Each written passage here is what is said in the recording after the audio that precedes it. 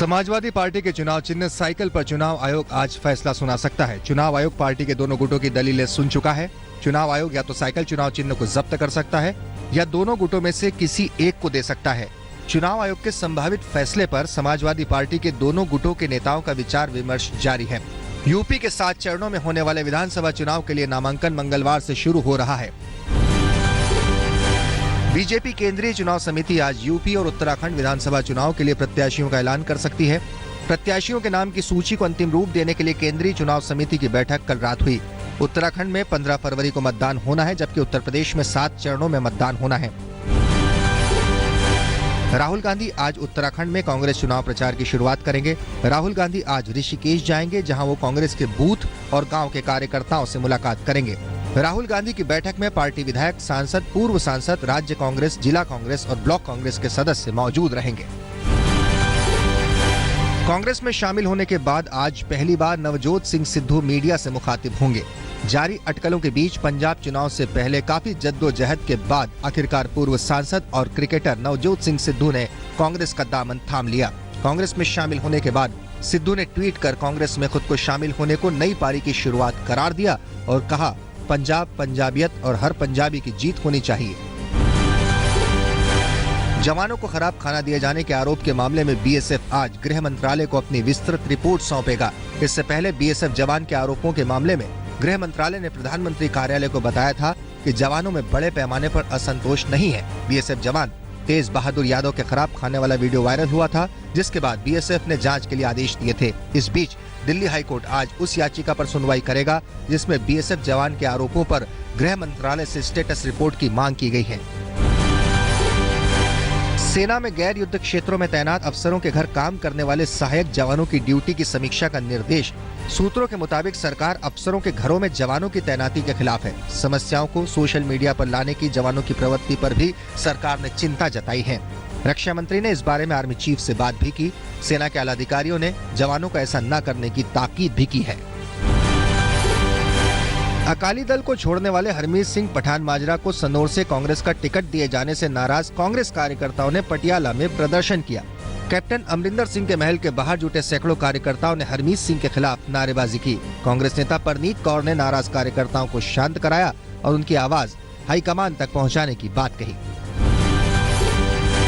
73 साल के फक्कड़ बाबा 16वीं बार उत्तर प्रदेश के मथुरा से विधानसभा चुनाव लड़ने जा रहे हैं। फक्कड़ बाबा ने भविष्यवाणी की है कि वो 20वीं बार चुनाव लड़कर जीत हासिल करेंगे।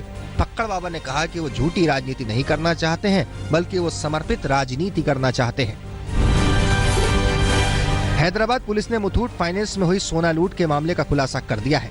पुलिस ने फर्जी सीबीआई अधिकारी बनकर 41 किलो सोना लूटने के आरोप में 5 लोगों को गिरफ्तार किया है।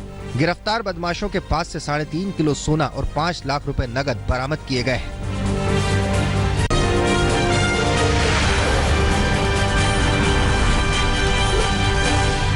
दिल्ली के न्यू अशोकनगर इलाके से पुलिस ने सीरियल रेपिस्ट को गिरफ्तार किया है। यूपी के रामपुर के रहने वाले इस साइको रेपिस्ट ने कई मासूम बच्चियों को अपनी दरिंदगी का शिकार बनाया है। सन की बदमाश ट्रेन से रामपुर से दिल्ली आता और वारदात के बाद वापस रामपुर लौट जाता। एक सीसीटीवी फुटेज के आधार पर पुलिस इस सन की बदमाश तक पहुंची। दिल्ली पुलिस ने सागरपुर इलाके से एक ऐसे कलयुगी पिता को गिरफ्तार किया है जो अपनी नाबालिग बेटी के साथ दुष्कर्म करता था। बच्ची के गर्भवती होने पर मामले का खुलासा हुआ। पुलिस ने रिश्तों को कलंकित करने वाले इस आरोपी पिता पर पॉक्सो एक्ट के तहत मामला दर्ज किया है। बच्ची की हालत नाजुक बनी हुई है और उसका इलाज चल रहा है।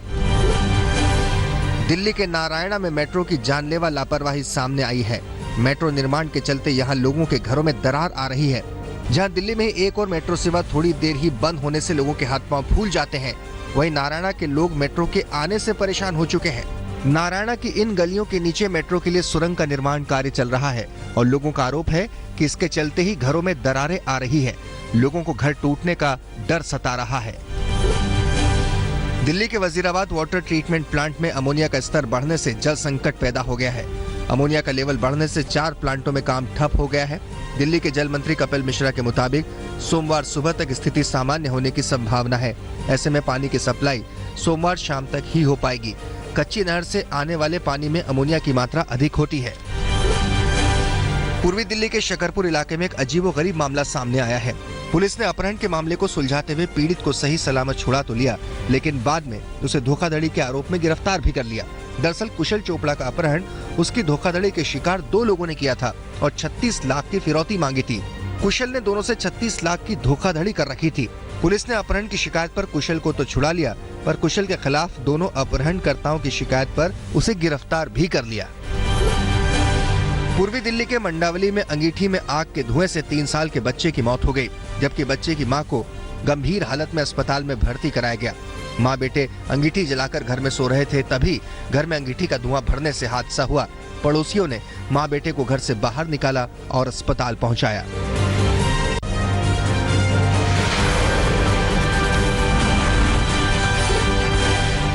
यूपी के हाथरस जिले के सिकंदराराव इलाके में एक महिला को जलाने का मामला सामने आया है। महिला को गंभीर हालत में जिला अस्पताल से अलीगढ़ रेफर किया गया है। महिला की मां ने गांव के ही 2 लोगों पर आपसी रंजिश में महिला को जलाने का आरोप लगाया है। मां ने दोनों आरोपियों पर उधारी के पैसे मांगने पर पहले भी मारपीट का आरोप लगाया है। महिला की मां ने पुलिस पर मामले में लापरवाही का आरोप लगाया है, जबकि पुलिस ने महिला के अपने आप जलने की बात कही है। उत्तर प्रदेश के सहारनपुर में दिन दहाड़े महिला से चेन छीनने की वारदात का सीसीटीवी फुटेज सामने आया है। सीसीटीवी में कैद तस्वीरों में घर के अंदर खड़ी एक बुजुर्ग महिला से युवक चेन छीनकर भागता नजर आ रहा है। पता पूछने के बहाने युवक घर में घुसा और बुजुर्ग महिला को धक्का देकर उनकी चेन छीनकर फरार हो गया। पुलिस सीसीटीवी के आधार पर आरोपी की तलाश कर रही है। यूपी के हरदोई जिले के कोतवाली इलाके में सड़क निर्माण के दौरान हुई खुदाई में 3 नरमुंड मिलने से लोग हैरान हैं। टीले में मिट्टी के नीचे पक्की ईंटों की चुनाई भी दिख रही है। इस खबर के बाद लोगों की भीड़ जुट गई और पुलिस को सूचना दी गई। पुलिस ने बरामद नरमुंडों को जांच के लिए भेज दिया है और पुरातत्व विभाग को भी सूचना दे दी गई है।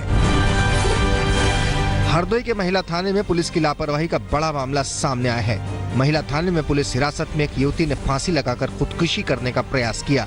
युवती पर कुछ महिला सिपाहियों की नजर पड़ने के बाद गंभीर हालत में उसे अस्पताल में भर्ती कराया गया। युवती लखनऊ की रहने वाली है और प्रेमी से झगड़े के बाद उसे थाने में लाया गया था।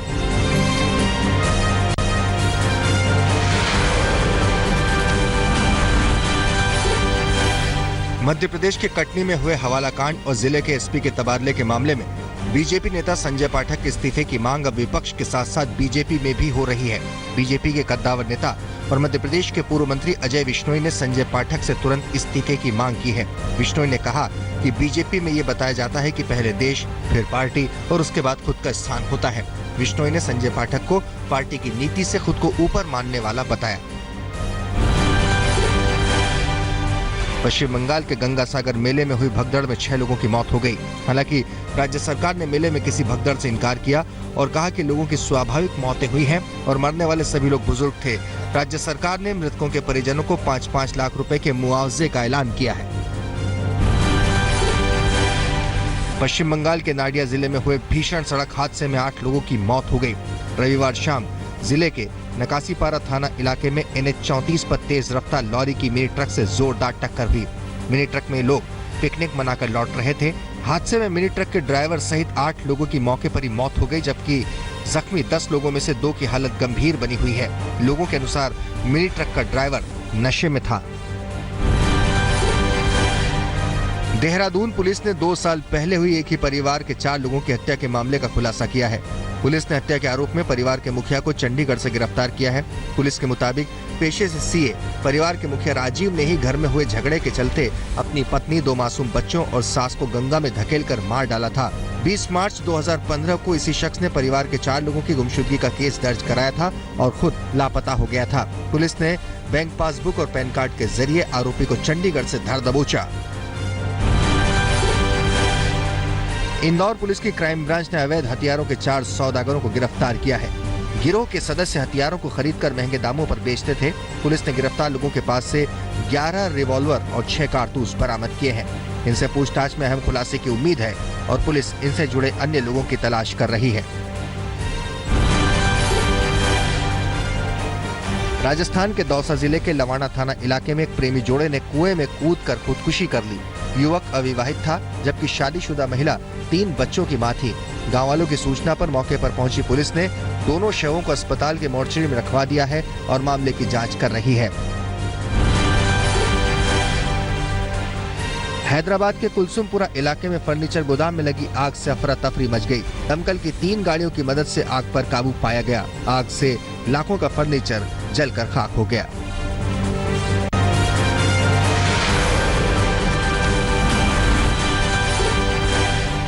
उत्तर प्रदेश के आजमगढ़ जिले के दीदारगंज थाना इलाके से चेकिंग के दौरान एक जाइलो गाड़ी से विदेशी मुद्रा 6500 दिरहम बरामद की गई। बरामद विदेशी मुद्रा का भारतीय करेंसी में मूल्य 1,17,000 रुपए है। पुलिस ने विदेशी मुद्रा को जब्त कर मामला प्रवर्तन निदेशालय को सौंप दिया है। गाजियाबाद के लोनी में आबकारी विभाग की टीम ने अवैध कच्ची शराब के ठिकाने पर छापा मारकर 4000 लीटर कच्ची शराब को नष्ट कर दिया। छापेमारी के दौरान शराब बेचने वाले भागने में कामयाब रहे। भट्टियों में तैयार शराब का इस्तेमाल विधानसभा चुनाव में किए जाने की तैयारी थी। मौके से शराब बनाने में इस्तेमाल होने वाले उपकरण और बोतलों को भी बरामद किया गया।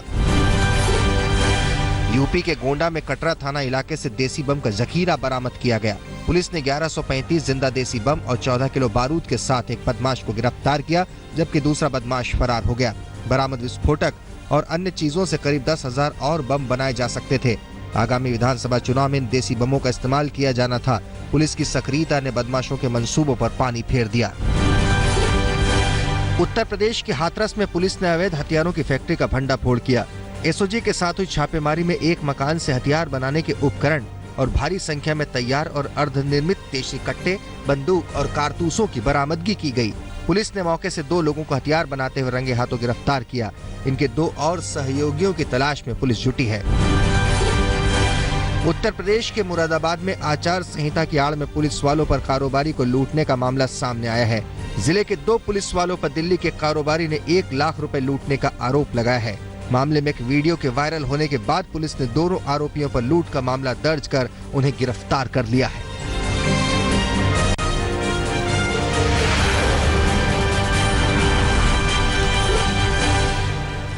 जम्मू कश्मीर में रविवार को पारा गिरकर -4 डिग्री तक पहुंच गया।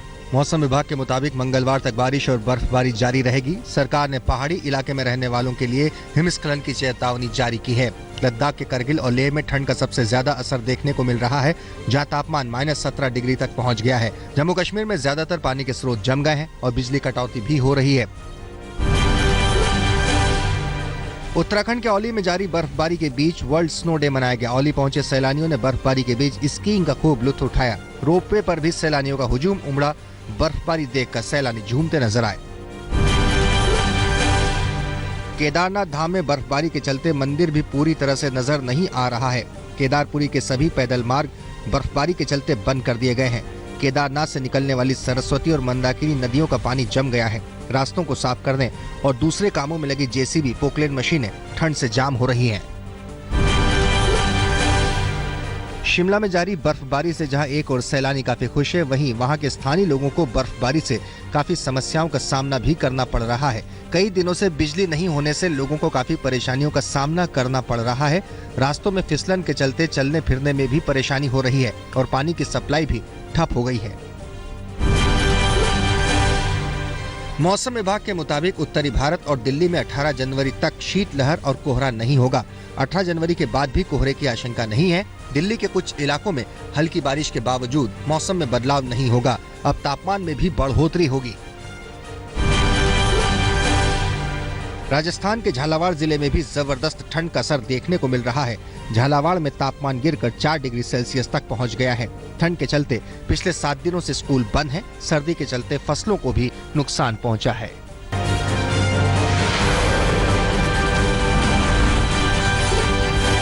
पुणे वनडे में भारत ने इंग्लैंड पर 3 विकेट से शानदार जीत दर्ज की। कप्तान विराट कोहली और केदार जाधव के शानदार शतक की बदौलत भारत ने 351 रन का लक्ष्य 11 गेंद बाकी रहते ही हासिल कर लिया। 76 गेंदों में 120 रन बनाने वाले केदार जाधव बने मैन ऑफ द मैच। इस जीत के साथ टीम इंडिया सीरीज में इंग्लैंड से 1-0 से आगे हो गई है। भारत की जीत पर बधाइयों का तांता लग गया। सचिन तेंदुलकर ने ट्वीट किया, बहुत खूब टीम इंडिया, नए साल की बेहतरीन शुरुआत है। वीरेंद्र सहवाग ने इंग्लैंड की टीम पर तंज कसते हुए लिखा, इंग्लैंड से वसूला 10 गुना लगान। हरभजन सिंह ने फिल्मी डायलॉग से दी बधाई, रिश्ते में हम तुम्हारे बाप लगते हैं, नाम है विराट कोहली। टीम इंडिया की जीत पर बीजेपी अध्यक्ष अमित शाह और केंद्रीय मंत्री राज्यवर्धन सिंह राठौड़ ने भी बधाई दी। स्वर कोकिला लता मंगेशकर ने भी भारत की शानदार जीत पर बधाई दी। धोनी की मौजूदगी में पहली बार विराट कोहली ने वनडे की कप्तानी की और 122 रन की पारी में कोहली ने जड़े दमदार 5 छक्के।